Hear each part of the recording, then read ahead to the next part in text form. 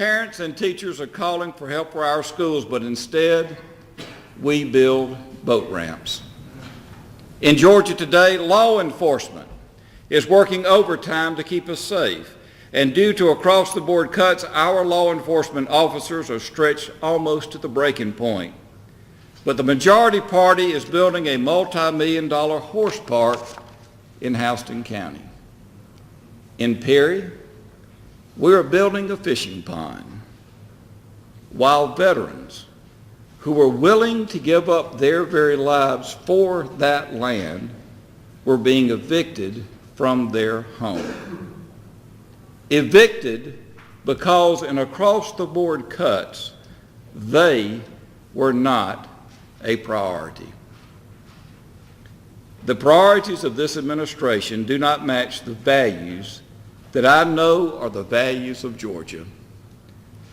The Georgia that I grew up in, the Georgia that I know and love. With across-the-board cuts, there are no true priorities. But we can no longer have the time to rehash what led us to this financial crisis. Now we must work together to lead our state out of its current economic crisis by using some bold and innovative ideas that will produce a progressive, active legislature that acts in the best interest of all of Georgia. We did not hear this from the governor today. There again is no plan for transportation, no funding for education, and a new tax on hospitals. This is a time to work together across party lines and across the levels of government to bring our citizens the greatest value for the amount they're able to pay. That will include working with local governments make sure that our budget crisis doesn't simply get passed on to them.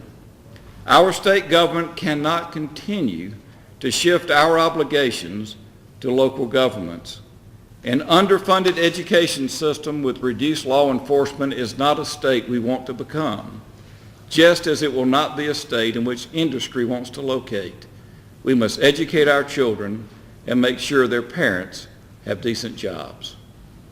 In order to enhance our revenue at the state level, we must work with the new presidential administration and Congress to make sure that Georgia remains on their minds. The incoming administration in Washington has pledged to do what it can to help families keep their heads above water. Georgians pay their share to run the federal government, and we must make certain that we get back our fair share from our federal government in return. But currently, talk is coming back that Georgia and Texas are being referred to as the orphan states because our current administration is not playing well with others. The money that comes to our state in the form of a stimulus was our money to begin with, and it will keep our state on par with the rest of the country. We too can choose to move forward with America, or we can choose to become less prosperous, less educated, less healthy, less safe, and less mobile. We must not only work with Washington for revenue enhancement, we must manage the cuts, and we will have to make them responsibly.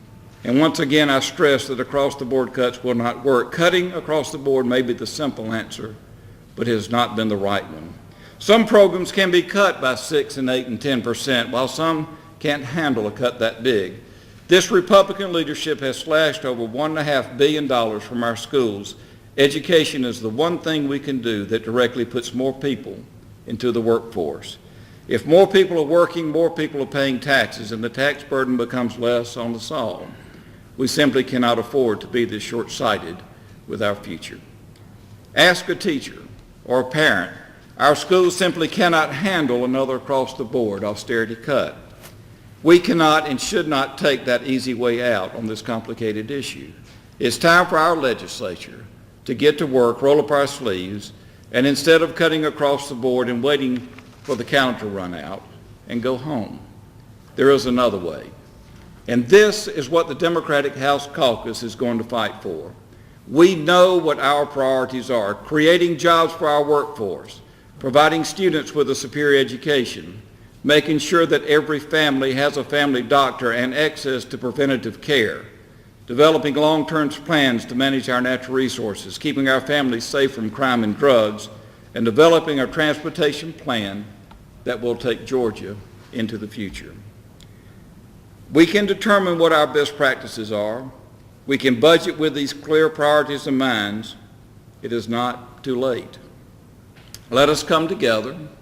Let us reason together and determine what we must fund and where we must cut back.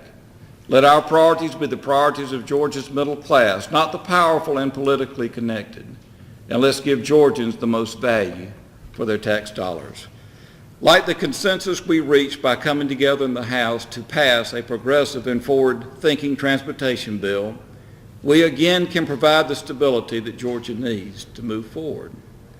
We need to think like that middle-class family in hard times and look at how much money we have and figure out what the expenditures are the most important. We need to cut what we can while making sure we're keeping our families' health, safe, and well-educated as a priority. We know that our Democratic House caucus priorities are jobs, education, transportation, health care, and the conservation of our natural resources. Horse parks, ponds, boat ramps seem to be the priorities of this disjointed elected Republican leadership. As many of you know, I like fishing as well as the next guy. As many of you know, I've canoed down the Oconee and Altamaha rivers with my children and camped on those banks. But I know that for this state to move forward, that we must have children who are well educated and neighborhoods that are safe.